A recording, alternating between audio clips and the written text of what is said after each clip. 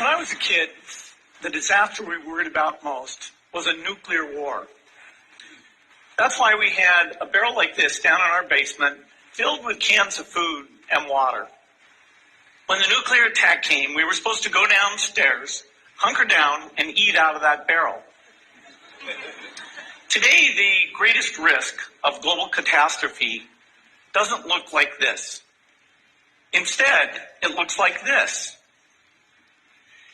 If anything kills over 10 million people in the next few decades, it's most likely to be a highly infectious virus rather than a war.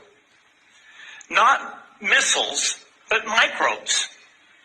Now, part of the reason for this is that we've invested a huge amount in nuclear deterrence, but we've actually invested very little in a system to stop an epidemic.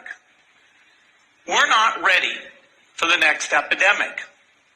Let's look at Ebola. I'm sure all of you read about it in the newspaper. Lots of tough challenges. I followed it carefully through the case analysis tools we use to track polio eradication. And as you look at what went on, the problem wasn't that there was a system that didn't work well enough. The problem was that we didn't have a system at all. In fact, there are some pretty obvious key missing pieces. We didn't have a group of epidemiologists ready to go who would have gone, seen what the disease was, see how far it had spread. The case reports came in on paper.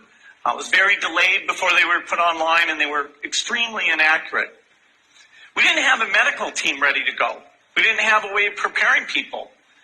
Now, Médecins Sans Frontières did a great job orchestrating volunteers, but even so, we were far slower than we should have been getting the thousands of workers into these countries. And a large epidemic would require us to have hundreds of thousands of workers. There was no one there to look at treatment approaches, no one to look at the diagnostics, no one to figure out what tools should be used. As an example, we could have taken the blood of survivors, processed it, and put that plasma back in people to protect them. But that was never tried.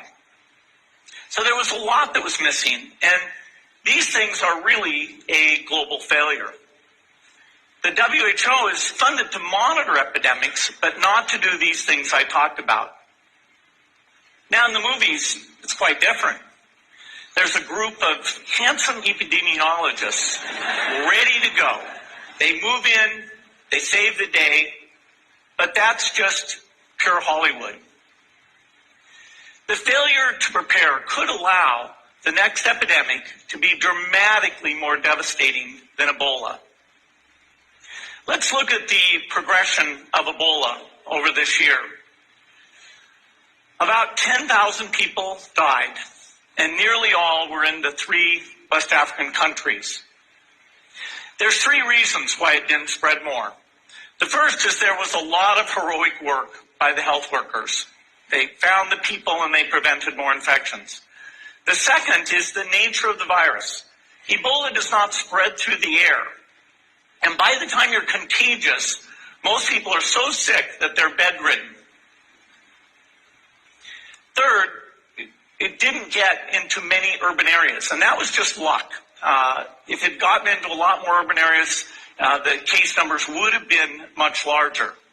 So next time, we might not be so lucky. You can have a virus where people feel well enough while they're infectious that they get on a plane or they go to a market. The source of the virus could be a natural epidemic like Ebola, or it could be bioterrorism. And so there are things that would literally make things 1,000 times worse. In fact, let's look at a model of a virus spread through the air like the Spanish flu back in 1918. So here's what would happen. It would spread throughout the world very, very quickly. And you can see there's over 30 million people die from that epidemic. So this is a serious problem. We should be concerned. But in fact, we can build a really good response system. We have the benefits of all the science and technology that we talk about here. We've got cell phones to get information from the public and get information out to them. We have satellite maps where we can see where people are and where they're moving. We have advances in biology that should dramatically change the turnaround time to look at a pathogen and be able to make drugs and vaccines that fit for that pathogen. So we can have tools, but those tools need to be put into an overall global health system, and we need preparedness. The best lessons, I think, on how to get prepared are, again, what we do for war. For soldiers, we have full-time waiting to go. We have reserves that can scale us up to large numbers. NATO has a mobile unit that can deploy very rapidly. NATO does a lot of war games to check, are people well trained?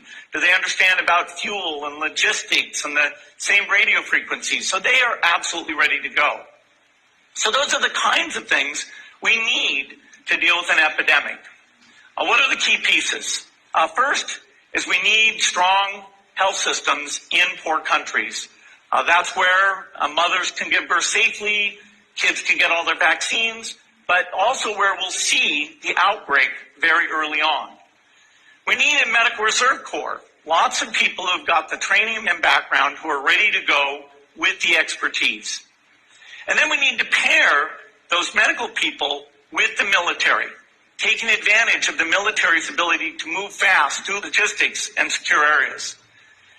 We need to do simulations, germ games, not war games, so that we see where the holes are. The last time a germ game was done in the United States was back in 2001, and it didn't go so well. So far, the score is germs 1, people 0. Finally, we need lots of advanced R&D in areas of vaccines and diagnostics. There are some big breakthroughs, like the adeno-associated virus, that could work very, very quickly. Now, I don't have an exact budget for what this would cost, but I'm quite sure it's very modest compared to the potential harm. The World Bank estimates that if we have a worldwide flu epidemic, global wealth will go down by over $3 trillion, and we'd have millions and millions of deaths. These investments offer significant benefits beyond just being ready for the epidemic. The primary health care, the R&D, those things would reduce global health equity and make the world more just as well as more safe. So I think this should absolutely be a priority. There's no need to panic. We don't have to hoard cans of spaghetti or go down into the basement. But we need to get going because time is not on our side. In fact, if there's one positive thing that can come out of the Ebola epidemic, it's that it can serve as an early warning, a wake-up call to get ready. If we start now, we can be ready for the next epidemic. Thank you.